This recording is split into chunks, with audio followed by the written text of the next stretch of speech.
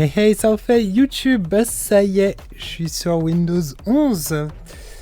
Que dire, ce n'est que j'aime beaucoup la nouvelle interface, en fait, qui rappelle les tablettes, etc. C'est moins rustique. Voilà, et ça c'est vraiment cool. Alors pour nous joueurs, qu'est-ce que ça change? Ben déjà j'ai vu l'application Xbox, elle est plus fluide en fait.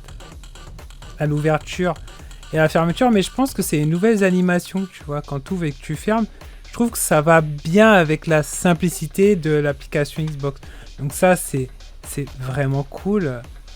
D'ailleurs, les Minsgate par exemple, je vais carrément le désinstaller parce que j'y joue pas sur mon PC. Et ça occupe de la place pour rien. Mais voilà, les jeux ils sont toujours là. Pour Fortnite et Epic Game Store, voilà, c'est toujours un peu la même chose hein, à ce niveau-là. Qu'est-ce qui se passe? J'ai lancé un jeu sans faire exprès, c'est ça? C'est bien ça.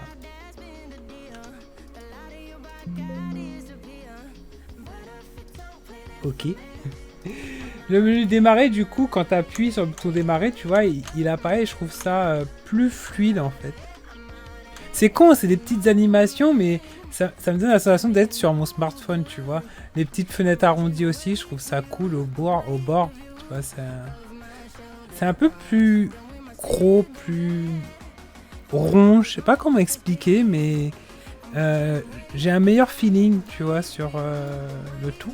Et les animations, je pense, ça rajoute un côté moderne au tout. C'est-à-dire, on se base plus sur des artifices à ajouter, mais voilà, ces animations font le tout.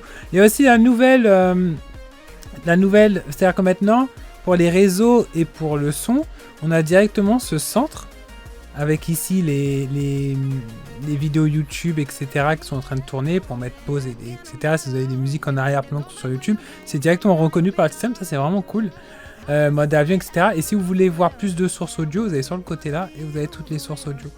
Je trouve ça, encore une fois, je trouve ça pratique, c'est plus pratique qu'un clic droit, je trouve. C'est cool. Tu vois, il y a moins ce...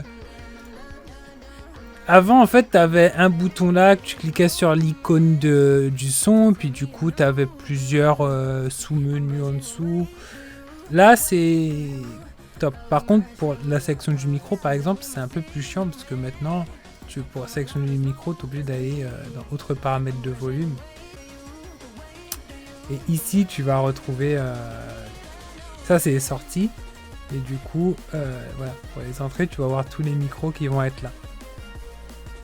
C'est un coup à prendre, faut le savoir. Voilà. Sinon, j'ai pas grand chose d'autre à dire. Si j'aime bien l'application To-Do, je vais l'utiliser en fait. Moi, j'utilise Asana jusque là. J'utilise Asana pour faire mes vidéos, enfin faire mon organisation de journée.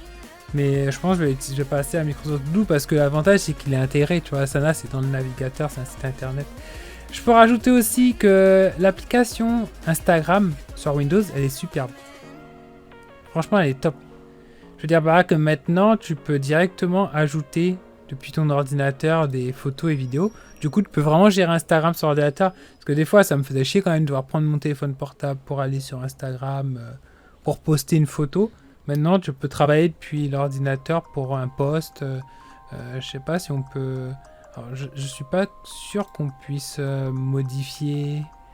Peut-on modifier un post? Tu vois, là, par exemple, t'arrives... Tu vois, tu peux toujours pas... Si tu veux modifier le texte, t'es obligé de le faire depuis... Instagram, l'application mobile. Et ça, c'est vraiment dommage. Mais au moins, maintenant, on peut envoyer des photos. C'est toujours ça de prix. Voilà. Sinon, ouais, c'est très... Limite, c'est ce qu'aurait dû être Windows 8. Quand il devait être intégré avec les smartphones et tout. Là, ça aurait marché mieux parce qu'il y a plus d'applications, ça aurait été plus près. Bon, maintenant, il est un peu tard pour ça. Mais voilà. Mais du coup, moi, je kiffe vraiment pas mal. Même le bloc-notes, tu vois, c'est un truc tout con, tu vois. Le fait qu'il y ait une animation, que ça se lance, un truc arrondi. Bah, je trouve que ça a modernisé l'interface avec les petites ombres sur le côté. Sinon, au niveau de l'interface, on a aussi pas mal de changements au niveau de l'explorateur de fichiers, qui est devenu beaucoup plus simple, avec des icônes qui sont vraiment basiques. Vous voyez, c'est... Je suis pas particulièrement fan. Ouais, j'ai lancé Vegas en avance pour faire mon montage vidéo. D'ailleurs, Vegas, il plante tellement que je vais pas acheter... je vais pas mettre à niveau pour 119 €, quoi. Ils plantent trop. Le jour où ils arrêteront de planter, ouais, pourquoi pas. Là, pour le moment, non. Par contre, je pense que je vais acheter Movavi. J'ai même envie de l'acheter pour tester dès maintenant. Bref, ça, c'est une autre histoire. Mais voilà. En fait, ça donne un peu la sensation de redécouvrir ces applications et ça, j'aime bien. Il y a ça aussi qui est nouveau. Ça, c'est pour dire qu'il y a une application qui utilise de micro. Alors ça, c'est pratique surtout quand tu es streamer ou YouTuber. Parce que si ton micro, admettons que ton micro, il reste allumé. Puis là, t'as ta copine qui vient à la maison. Puis là, vous faites des trucs cochons. Et tu oublies que ton micro est là parce que, je sais pas, pendant X ou Y, t'as ton stream qui tourne, un truc comme ça. Ben, des fois, tu vois pas que ton micro est utilisé. Là, maintenant, quand ton micro est utilisé, t'as cette icône-là qui se met systématiquement. L'icône en bas à droite. Ça, c'est vraiment cool. Et puis, ouais, c'est à peu près tout. On voit plus dans les dossiers. Vous voyez, avant, dans les dossiers, on pouvait voir si c'était rempli ou pas. Mais avant, c'était vertical et on voyait le contenu. Ben, maintenant, c'est fini. C'est-à-dire, dedans, tu vois pas le contenu dans le dossier. Avant, tu avais ces petites icônes-là. Maintenant, t'as plus. Ça, je trouve que c'est une régression, tu vois. Je trouve qu'avant, tu pouvais voir ce qu'il y avait dans le contenu d'un dossier. C'était bien, tu vois. C'était des images, des vidéos. Maintenant, c'est masqué et Play School, je suis pas super fan. Après, peut-être que ça va aider à ouvrir les dossiers plus vite, tu vois. Ça, je sais pas.